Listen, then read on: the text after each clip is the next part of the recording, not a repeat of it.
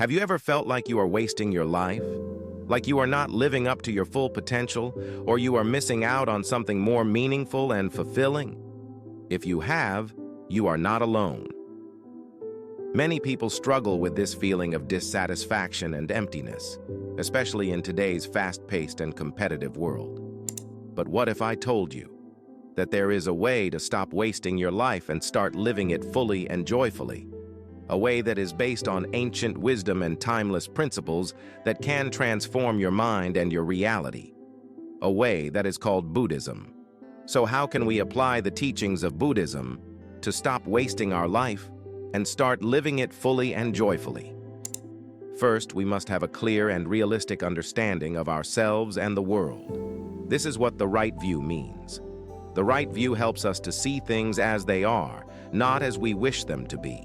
It helps us to recognize the impermanent, unsatisfactory, and selfless nature of all phenomena, and to avoid clinging to them as if they were permanent, satisfying, and substantial. The right view also helps us to understand the law of karma, which means that our actions have consequences and that we are responsible for our happiness and suffering. By having the right view, we can avoid wasting our lives on pursuing things that are futile and harmful, and instead focus on what is truly valuable and beneficial. Second, we need to have a positive and wholesome motivation for our life. This is what right intention means. Right intention helps us to align our thoughts, words, and deeds with our highest aspirations and values. It helps us to cultivate the three pure intentions: renunciation, goodwill, and harmlessness. Renunciation means letting go of our attachment to worldly pleasures and possessions and seeking instead the peace and freedom of the mind. Goodwill means wishing for the happiness and well-being of ourselves and others and avoiding ill will or hatred. Harmlessness means refraining from harming any living being and promoting kindness and compassion. By having the right intention, we can avoid wasting our life on acting out of greed, hatred, and delusion, and instead act out of generosity, love, and wisdom. Third, we must communicate honestly and respectfully with ourselves and others. This is what right speech means. Right speech helps us to use our words as a tool for harmony and understanding, not for conflict and confusion. It helps us to avoid the four types of wrong speech: lying, divisive speech, harsh speech, and idle chatter. Instead, we should speak the truth. Speak in a way that unites and reconciles, speak in a way that is gentle and courteous, and speak in a meaningful and beneficial way. By having the right speech, we can avoid wasting our lives on spreading falsehood and discord, and instead spread truth and harmony. Fourth, we need to behave ethically and responsibly in our daily lives. This is what right action means. Right action helps us to respect the life, property, and dignity of ourselves and others, and to avoid any actions that cause harm or suffering. It helps us to observe the 5 precepts, which are the basic moral guidelines for Buddhists. The 5 precepts are to abstain from killing, stealing, sexual misconduct, lying, and intoxication. By taking the right action, we can avoid wasting our lives on engaging in unwholesome and immoral activities, and instead engage in wholesome and virtuous activities. Fifth, we need to choose a livelihood that is honest, harmless, and meaningful. This is what the right livelihood means. Right livelihood helps us to earn our living in a way that does not violate our principles and values, and that contributes to the welfare of ourselves and others. It helps us to avoid any occupation that involves killing, harming, cheating, exploiting, or deceiving others, or that causes environmental damage or social injustice.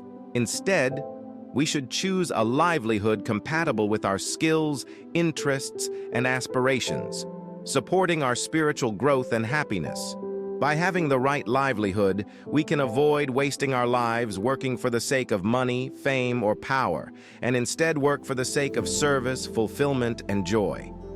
Sixth, we must exert ourselves diligently and persistently in our spiritual practice. This is what the right effort means. The right effort helps us to overcome the negative and unwholesome states of mind that hinder our progress and to cultivate the positive and wholesome states of mind that support our progress. It helps us to apply the four right efforts: to prevent the rising of unwholesome states, to abandon the arisen unwholesome states, to arouse the unarisen wholesome states, and to maintain the arisen wholesome states. By making the right effort, we can avoid wasting our lives on being lazy, complacent, or distracted, and instead be energetic, diligent, and focused. Seventh, we need to be aware and mindful of our body, feelings, mind, and phenomena.